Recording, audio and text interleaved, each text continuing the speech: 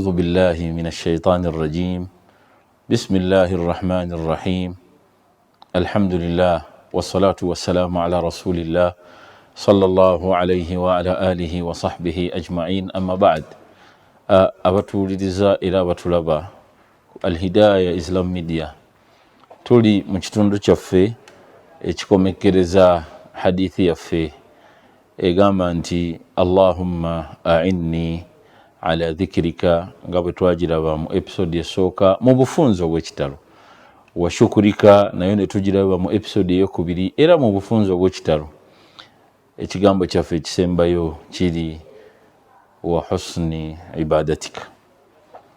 Ebyo bye bintu ebisatu nabbi waffe Muhammad sallallahu alaihi wasallam biyasaba okubeera nti Allah subhanahu wa ta'ala amuyambako abeere nga abikola era n'abeera nga akubiriza basahaba be abamuli okumpi.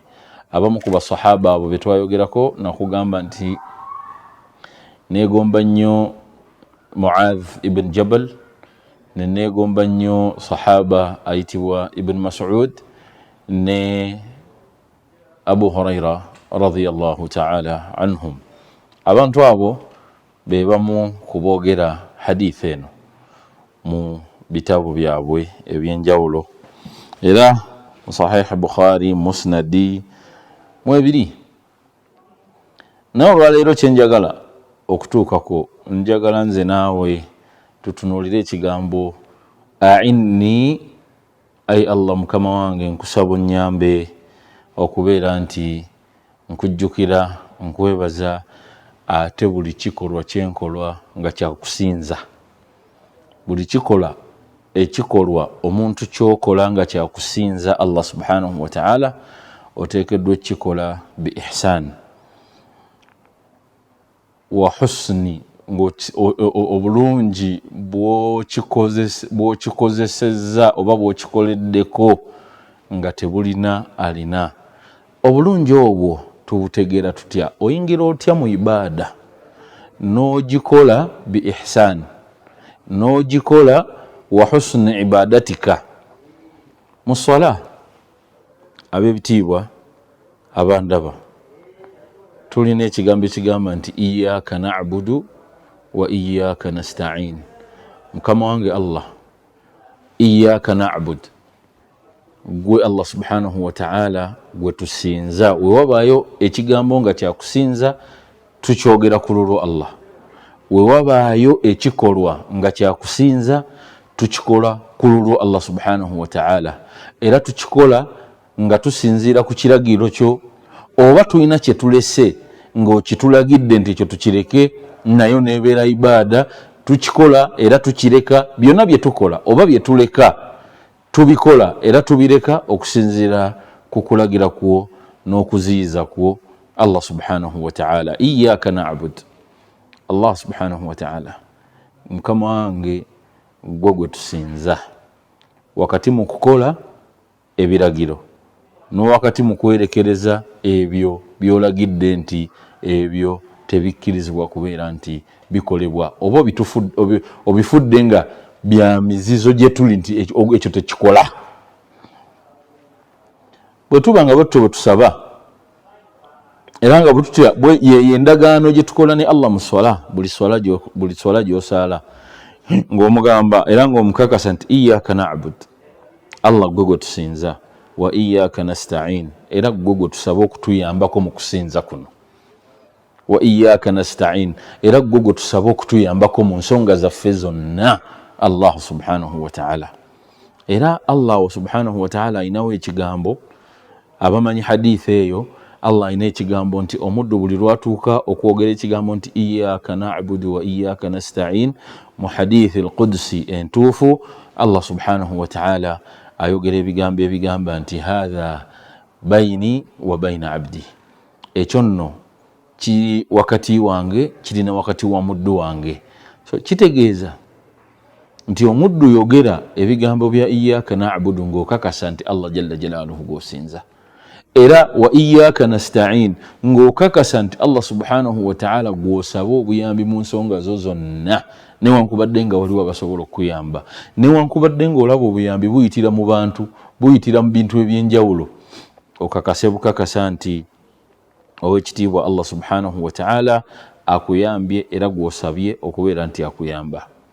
Bannange, husnul ibada, ibada okubeera ennungi, ibada okubeera nga erongoseddwa bulungi, kitegeeza ki?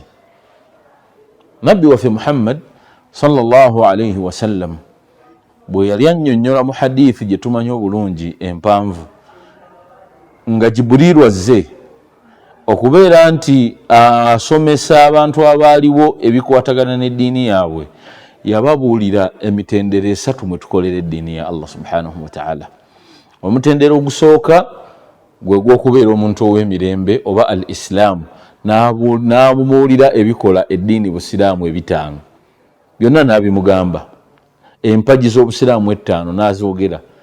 Bwe yazimaliriza, Jibuliru eyazze okubuuza n'aga nti saddakta, abaaliwo ne beebuuza nti ate onaabuuza, nga bw'ayanukula nti oyogedde mazima, olwo abazze kubuuza oba abazze kukola ki? N'abuuza ogwo gwe mutendera ogusooka ogulimu empagi z'obusiraamu ettaano: ashahada, swala, okutoola zaka, okusiiba n'okugenda e Makka. Empagi ezo ttaano bw'ozikola oba oyingidde mu busiraamu, era obusiraamu bwo buba butandise okujjulirira, bujjudde. Omutendero ogwokusatu gwe gw'okubeera nti bino ebyobusiraamu ate obisusseeko, ofune ogenze mu levo endala bw'obukkiriza. Obukkiriza bwo bulina empagi zaabwo 6: an tu'mina billahi wa malaikatihi wa kutubihi wa rusulihi wal yawmil akhir wa bil qadari khairihi wa sharrihi min Allah. Kukkiriza Allah, an tu'mina billahi wa malaikatihi, ne malaika ze, wa kutubihi, n'ebitabo bye, wa rusulihi, ebitabo byonna, wa kutubihi, ebitabo byonna nga Allah bwe yabissa okuva ku kitabo ekyasooka mpaka ku Qur'an, nga senga biba tebiriimu kukyusibwa. Wa kutubihi wa rusulihi, n'ababaka ba Allah bonna okuva ku gwe yasooka okutuma mpaka ku gwe yasembayo okutuma Muhammad sallallahu alaihi wasallam. Wa kutubihi wa rusulihi wal yawmil akhir, n'okukkiriza nti tugenda kusinkana Allah subhanahu wa ta'ala. Ebino byonna byenjogera njagala bikutuuse ku mbeera y'okubeera nti ogenda kulongoosa omulimu gw'ogenda okukola lillah, nga bino byonna obisuubira, kubanga omulimu gw'ogenda okukola ate gugenda kuva eri Allah subhanahu wa ta'ala.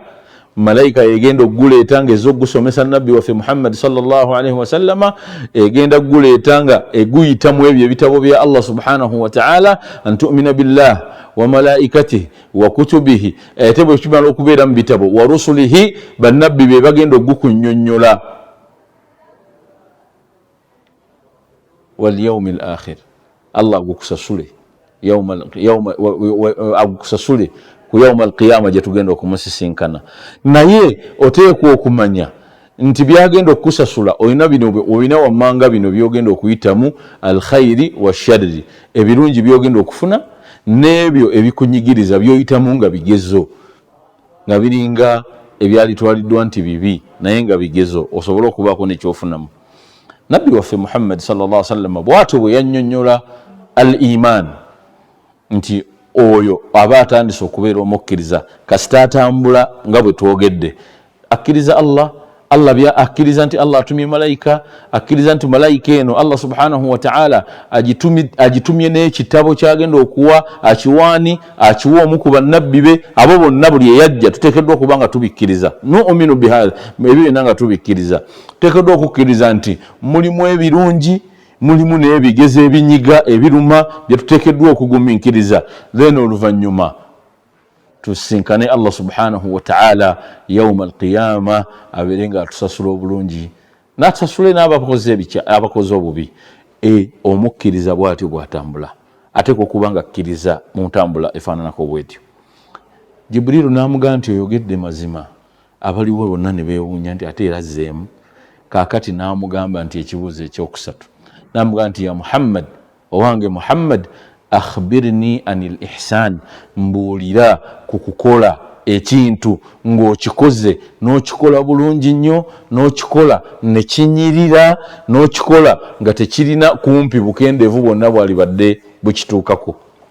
Nabbi waffe Muhammad sallallahu alaihi wasallam bwe baamubuuza ku levo eyo ey'okusatu mu levo ezikola eddiini, al islam, al iman wal ihsan, abantu bangi basiraamu nga si bakkiriza, abantu bangi bakkiriza naye nga tebalongoosa, ebintu byonna babikkiriza naye ng'emirimu si mirongoofu oba si mirongoose bulungi. Mulimu mulongoofu naye nga ate togulongoosezza bulungi. Kaakati Nabbi Muhammad sallallahu alaihi wasallam bwe yali yabuuzibwa ku kukola omulimu gwonna Allah gwatulagidde okukola, naye ng'enkola gye tugukolamu yakubeera nti tugulongoosa, at least okukakasa nti guli 99%, 100% ng'omulimu mulungi. Jibrilu kyava mubuuza nti akhbirni anil ihsan, mbuulira ku kye bayita okulongoosa wakati wo ne Allah subhanahu wa ta'ala, mbuulira kye bayita okulongoosa wakati wo n'abaddu b'owangala nabo, mbuulira kye bayita okulongoosa wakati wo ne mukyala we waka, mbuulira kye bayita okulongoosa wakati wo ne balo, wakati wo n'abaana bo, wakati wo ne baganda bo, wakati wo ne mikwano gyo gy'otambula nagyo, wakati wo n'oyo gw'osanze mu kkubo, wakati wo n'oyo gw'okolagana naye ku mirimu, olongoosa otya? Kubanga obusiraamu bwaffe ebyo byonna Allah subhanahu wa ta'ala yabitunyonnyola mu Qur'ani, kwe kuba ensonga lwaki tuteekeddwa okukkiriza ekitabo ekyo. Mu bukkiriza ku levo ey'okubiri ekigenda otunnyonnyola butya bwe tuteekeddwa okutambula. Allah atugambye tukole ki? Nabbi bwe yali amuddamu yamugamba nti ekiyitibwa okulongoosa oba ihsan, an ta'buda Allaha kaannaka taraahu, naye ng'ekikolwa ekyo ky'okoze kyakubeera nti osinza Allah subhanahu wa ta'ala, osinza Allah subhanahu wa ta'ala, naye ng'ekikolwa ky'okola mu kusinza Allah jalla jalaaluhu an ta'buda Allah. Kakati wano njagala nnyo okusooka okuyimirira ku kigambo an ta'buda Allah, kubanga kye kigenda okutuwa okukola omulimu omulungi obulungi, okukola omulimu omulungi ogukole bulungi. Omwana Adamu ateekeddwa okumanya nti an ta'buda Allah kwe kubeera nti ogenda kukola omulimu Allah jalla jalaaluhu gwakulagidde okubeera nti okola ng'omanyi nti Mukama wange Allah subhanahu wa ta'ala ye mutonzi wange, era nze ndi muddu wa Allah subhanahu wa ta'ala, kyayagala Allah subhanahu wa ta'ala kyenteeka mu nkola, kyaŋŋambye nti kola nkola, kyaŋŋambye nti tokola sikola. An ta'buda Allah kwe kubeera nti omwana Adamu akkiriza nti Mukama we Allah yekka gwateekeddwa okubeera nti asinza. An ta'buda Allah, buli kikolwa kyokola oteekwa okukakasa nti okikola lillahi subhanahu wa ta'ala. Bw'omala okukikola lillahi subhanahu wa ta'ala otegeere nti taliyo omulala gw'oteekeddwa okukikolera, kubanga ekyo Allah ye yalagira tukikole ku lulwe. Buli lw'okola ekikolwa kyonna nga kyakusinza n'okikolera atali Allah, oba omaze okufuluma mu mbeera y'okubeera nti oli muddu wa Allah subhanahu wa ta'ala. Buli lw'okola ekikolebwa mu mbeera y'okusinza Allah subhanahu wa ta'ala ate n'okikolera atali Allah, kakasa bukakasa nti an ta'buda Allaha oba omaze okubeera nti ovaamu. Kubanga ibaada bikolwa, bigambo, mbeera ezisanyusa Allah. Abannyonnyola ibaada baatugamba nti kye bayita ibaada, kubanga na kino kikulu okutegeera, kye bayita ibaada okusinza Katonda subhanahu wa ta'ala, ismu jami', linnya eribuna buli kintu kyonna likulli ma yuhibbuhu Allah, nga bwe kiba kikoleddwa, bwe kiba kyogeddwa, bwe kiba kirekeddwa, yuhibbuhu Allah, ng'ekyo Allah kyayagala, wa yardaahu, era nga asiima oyo aba akikoze. So buli kyonna kyokola ng'okakasa nti Katonda wo akyagala, buli kyonna kyoyogera ng'okakasa nti Katonda wo akyagala, buli kyonna kyoleka oba kyeweerekereza ng'okakasa nti Katonda wo akyagala, obeera oli mu ibaada. Kakati ekigambo ekyo ne kibeera nga kibuna ebintu bingi bye tukola kasita bibeera nga bisiimwa Allah subhanahu wa ta'ala, nga n'okubyagala abyagala, ne bye twogera nga Allah subhanahu wa ta'ala abyagala era nga abisiima, ne bye tuleka nga Allah subhanahu wa ta'ala abyagala era nga abisiima, obeera mu kikolwa kya kusinza Katonda kasita oteekako enniya egamba nti kati kino nkikola lillahi subhanahu wa ta'ala. Kubanga buli kikolwa kyonna ekikolebwa lillah, buli kigambo kyonna ekyogerwa lillah, buli kirekwa kyonna nga kirekeddwa kuba nti Katonda wagambye nti ekyo mukireke, kye bayita okusinza Allah. Ate mu kusinza Allah yagamba mu surati al-Bayyina nga Allah annyonnyola butya bw'ayagala tumusinze, yaga nti wama umiru, ekiragiro kya Allah subhanahu wa ta'ala ku buli yenna alowooza nti muddu wa Katonda, ku buli yenna akakasa nti Allah ye mukama we, ku buli yenna akakasa nti ensonga ze zonna Allah jalla jalaaluhu yazimala, ku buli yenna akakasa nti ye wa Allah, na buli kyonna ekimwetoolodde kya Allah subhanahu wa ta'ala yakirinako obuyinza obusooka, yakirinako obuyinza obwenkomeredde. Allah ga nti wama umiru, ekiragiro kye gye tuli tekiri kirala kyonna okujjako wama umiru illa an ya'budu llaha, tali Allah teyalagira kirala kyonna mu kumusinza okujjako nga tayagalira ddala nsonga za kusinza Allah kuba nti ziyingiddemu ate ekitali Allah subhanahu wa ta'ala. Wama umiru illa liya'budu llah, tosinza ekitali Allah subhanahu wa ta'ala. Ate bw'oba osinza ng'oyokoza ebikolwa oyogera oba olina byolese, oteekwa okubanga okusinza kwo okubeera nti kujjuvu, kuyingira mu ihsaani, nga nabbi bw'asaba Katonda okumanya si byangu. Nabbi biro byonna byenjogera biri mu kigambo nti nyamba nkusinze bulungi, naye bino kati ze byendi mu kunnyonnyola byonna bikuyambako okusinza bulungi Katonda, era n'otegeera nti okusinza obulungi kye ki. Wama umiru, sibalagirangako illa liya'budu llah, okujjako mbalagira kusinza Katonda mukhlisina lahu ddiina, ng'ebikolwa byoyogera, ebikolwa byokola bwe biba bya kusinza.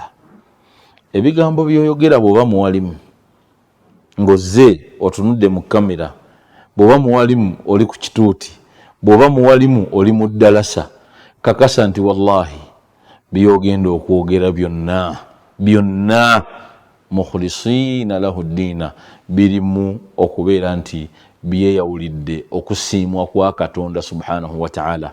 Buli lw'onooyogera ng'oyagala okusiimisa abo abatudde wansi abo, buli lw'onooyagala ng'oyagala okusiimisa abo abali mu muzikiti ku Juma, buli lw'onooyagala okwogera nga osiimisa okusiimisa abali awo, ng'ekigendererwa kyo tekiriimu Allah subhanahu wa ta'ala, ng'oyogera bigambo bya Katonda, naye nga wallahi ekigendererwa kyo kusiimisa abo abakwetoolodde, kakasa nti mukhlisina lahu ddiina togirina, naye ng'osobola okuba ng'oyogera bya Katonda, era osobola okuba nti byokola byonna biraganga ggwe akola ibaada. Wama umiru illa liya'budu llah, osobola okukola ekikolwa mwanattu nga kirabika ng'ekya ibaada, naye buli lwe kibulwa ikhlas, buli lwe kibulwa okubeera nti kitambulidde kubeera nti obwongo bwo busembeza Allah subhanahu wa ta'ala mu kukola omulimu ogwo, obeera oli mu kufaafaaganirwa. Tusaba Allah subhanahu wa ta'ala fe abatunula mu kamera zino, abasomesa abaddu, abakwata emizindaalo, emitima gyaffe, obwongo bwaffe bubeere nga mu kifo ekisooka. Bw'oba ogenda kusoma aya ya Allah, bw'oba ogenda kusoma hadithi ya Nabbi Muhammad sallallahu alaihi wasallam, ogiteekewo bi ikhlasin, ng'onoonya kusiimwa kwa Katonda subhanahu wa ta'ala, ng'onoonya kusiimwa kwa Mubaka Muhammad sallallahu alaihi wasallam, senga emirimu gyo giba gimwanjuliddwa ng'akakasa nti byoyogedde byebyo, naye ekigendererwa kyo kusiimisa mukama wo Allah subhanahu wa ta'ala ow'ekisa ekingi.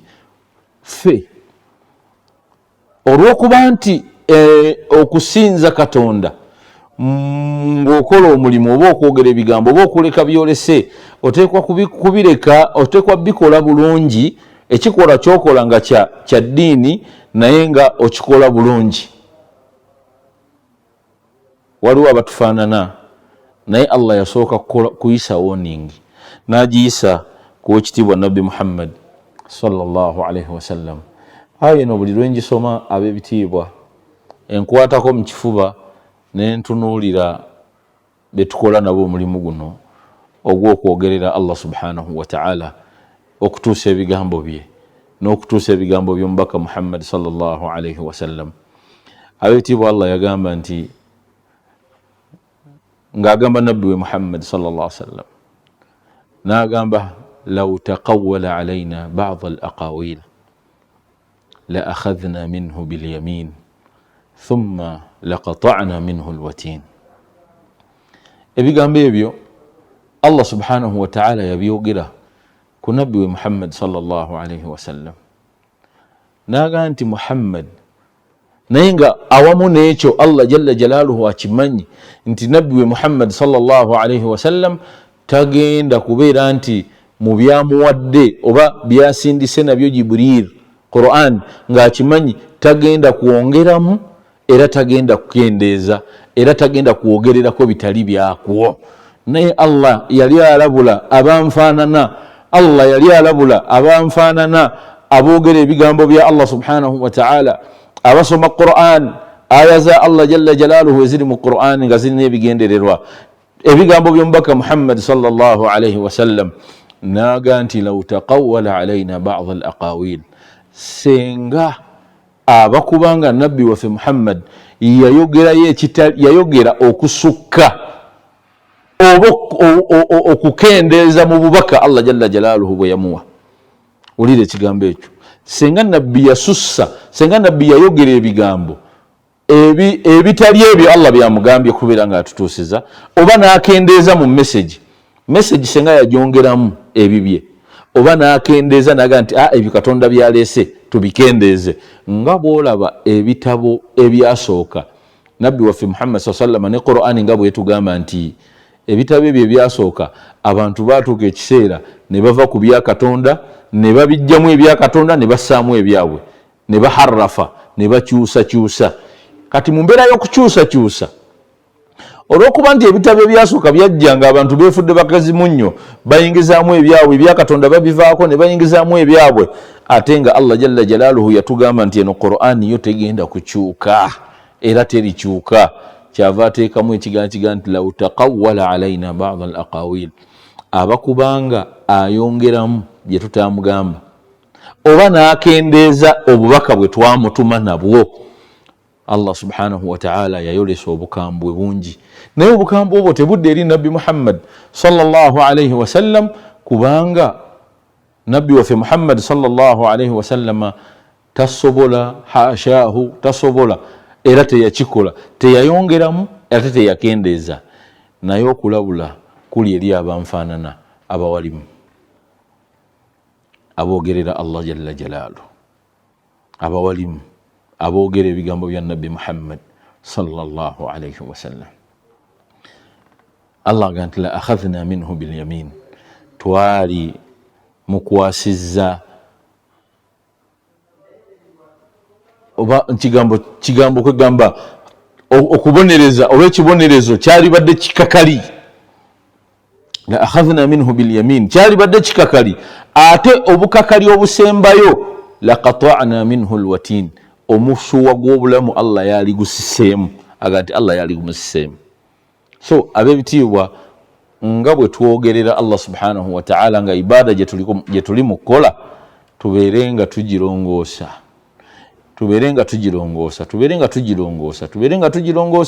tusobole okuba nti ebigambo bye twogera nga bya Allah bigwa mu kigambo ekigamba nti yuhibbuhu Allah wa yardah, nti Allah abyagala ate era abisiima. Njagala okuddayo okutegeeza nti ebyo Allah bw'atyo bwe yabyogera. Era nabbi waffe Muhammad sallallahu alaihi wasallam bw'amala okusoma aya eyo mu bibundooza ku byaddamu okwogera naye yeteekako olukomera n'agamba basahaba nti man kadhaba alayya mutaammidan wakati mu kubeera nti atya okwongera mu ddiini oba okukendeeza yateekawo kaida egamba nti tewabaawo alimbisa nabbi mu bugenderevu man kadhaba alayya mutaammidan obubaka katonda bwampadde senga omuntu ayingiramu fayakdhibu ala rasul mutaammidan nalimbirira nabbi waffe Muhammad sallallahu alaihi wasallam nga agenderedde yabbi yagamba nti faliyatabawa maq'adahu minan nar akakase bukakasa nti Mungu obanze yali nsiseemu muguwa gwa bulamu gwe kakasa bukakasa nti Allah subhanahu wa ta'ala akatereko akakutegekedde muliro. Twegendereze ngaba wali mu bye twogera kubanga tulina kye tuyita wa husni ibadatika nga nabbi Muhammad sallallahu alaihi wasallam akisaba Allah nti mukama wange Allah nkusaba nyambe mberenga bwemba nkusinza nga nkola omulimu gwonna nga gwa ibada nga nina kyendeka obanga nina kyenjogera nga okyagalira nga okisiima nkikole bi ikhlasin nga nnonyaamu kusiimwa ko Allah subhanahu wa ta'ala.